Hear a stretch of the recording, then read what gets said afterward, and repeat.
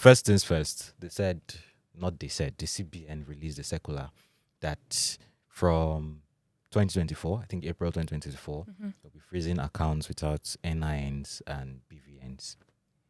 And that's a big issue considering all of the things that have been going on in the fintech or financial services space. So in the past few weeks, we've heard so and so bank lost billions of naira to fraud in tech space. This bank blocked money transfers to 3 new banks.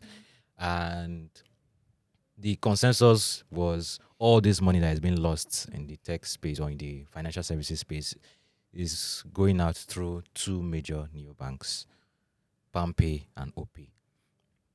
And from what I found out during that time, it's saying that the NIN was supposed to have been enforced by all these fintech companies a few months ago, but nobody followed that, and CBN did not enforce it. But now the CBN is about to enforce it, and I have concerns. So, but let me hear what you guys think about this particular issue in the first place. Yeah, I mean, I think it's overdue. Okay. Absolutely. So I mean, yeah, I want to put myself in the shoes of like a fintech company that has raised venture capital and has to always signal growth.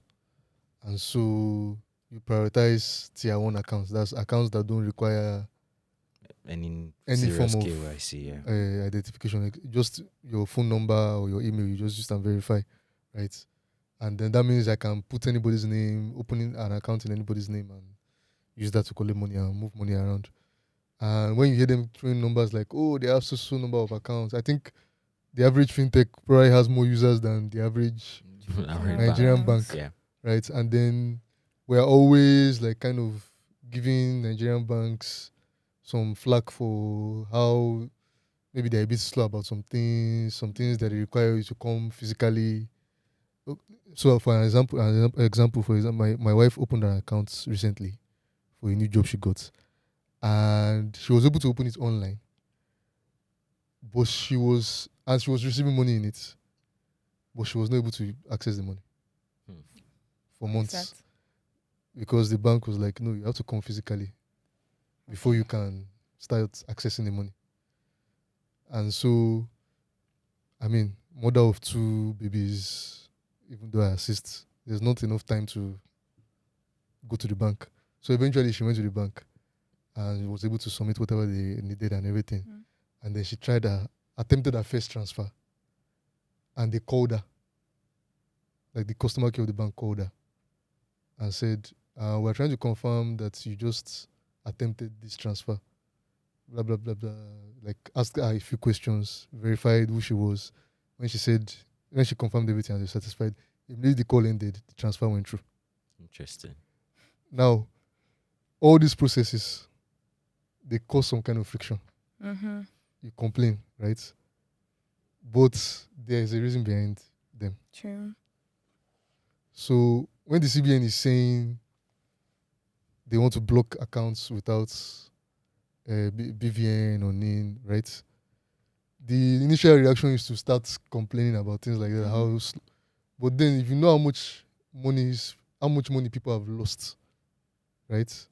To things like this, where people are opening accounts in your name and can transfer money and move around, then you understand the reasoning behind it. Then the question now is, how do we find the balance? I think that is what fintech startups should.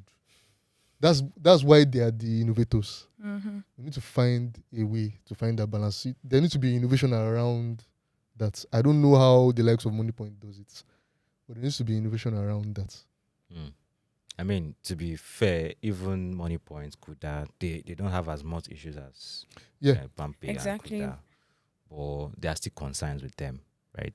So there's the fact that this one is not outright. I won't call it outright fraud, but say you transfer money to an Instagram vendor and the Instagram vendor does not respond to you.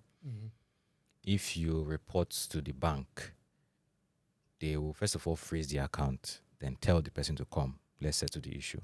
But right now, I don't know if it's a policy change, but right now, these new banks, they don't freeze the account. They will tell you to go and bring a police report. Mm. Yeah. And when they are telling you to bring police report, they're basically telling you, forget that money. Because police report is like another... That's stress on it. That's- You probably spend. You spend how much Like, you want. How much did you send to the? You spend how much you. So, but I don't know if you've experienced any of these things I'm mentioning. Well, not directly. Okay. My sister works with a certain bank in Nigeria, so she gets to resolve most of these issues with these new banks and all of that. So one of the issues that she always complains about is the fact that anytime someone does a transaction, and people come to the bank a lot to complain, so they make some transactions and they tell you to send it to a PalmPay or an OPay account. Fraud, actually. So immediately this money goes into this account. Trust me, there is no how you can track it. It is not coming out again. That's the end. That's the end. But if it's a normal traditional bank, right, you can always freeze the account, like you said. Freeze the account, call the person, there is a way they go about this whole thing. But if it is any of these new banks, the money is not coming out. The money is not coming out. So I think this might be a good policy for our own good, because a lot of people has lost lots of money. I mean, I hear a lot of stories. I can't even start recounting all of them. I hear a lot of these stories. So yeah, I think it's a good initiative actually. So- Though we might need to take some time to adjust to it. I think the news even said that people that their NIN has been verified, they need to revalidate the account. They need to revalidate the NIN. So everybody. Everybody, like, yes. including people Yes. who already. Yes. Uh, We need to all I'll put revalidate that our to the bank NIN. for that. no. And the fact that we need to go to the bank, I mean, on Monday, I'm on leave. On Monday, I spent half of my day at the bank. Don't let me mention the name of the bank.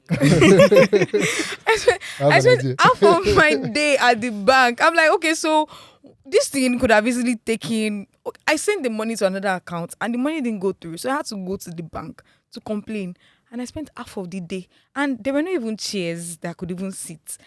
I stood my eyes were turning me at some point. So You didn't buy a ground, like I said. So I was wondering, I wanted to ask you, like, is Okay. there, maybe like your sister has, is there like a policy that is enabling traditional banks to be able to freeze those monies and new banks can't do that?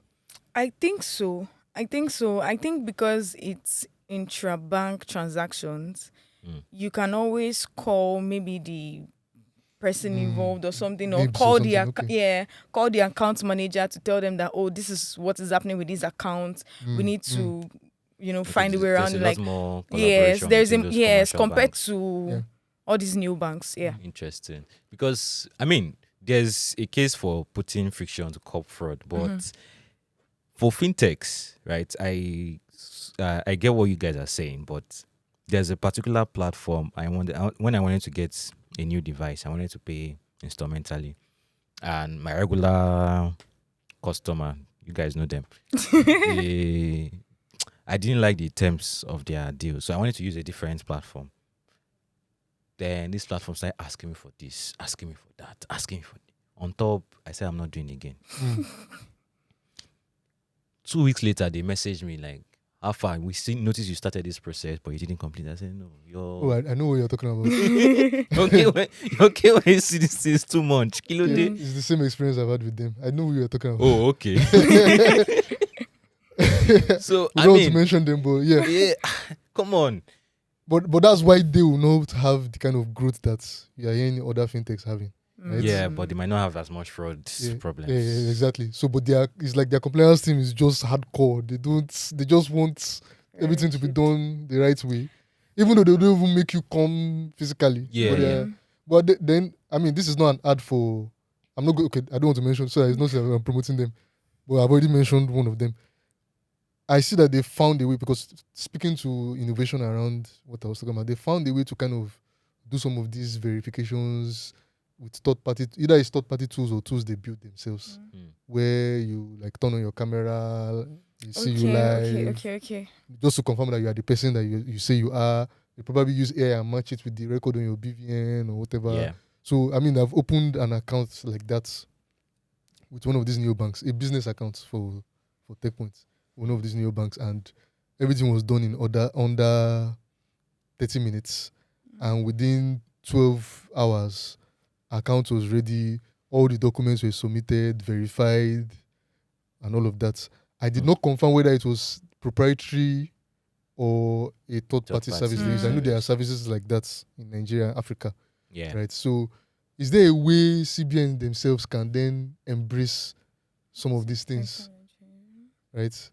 So, yes, maybe they may not fully understand what's going on there, the tech around it, but if they can embrace it, create a framework policy for maybe verifying or accrediting, licensing some of these platforms, and then integrate them into traditional banks. Maybe it might make their work easier. I think so. I mean, there are lots of verification platforms in Nigeria, like Doja, like Preambly, like Smile Identity, and all of that. So verify me. Yeah. So I'm sure that there should be a way to, collaborate and. Yeah, I agree. So yeah, you guys can check out the video. I'm linking it to it again because this seems to be a recurring theme in the podcast, talking about fraud and all of that. So the interview I did with the CEO of Verify Me, we talked a lot about this balance, the need to innovate fast and acquire customers, and the need to be compliant and do the proper KYC verifications that you need to. So yeah, just check that out. And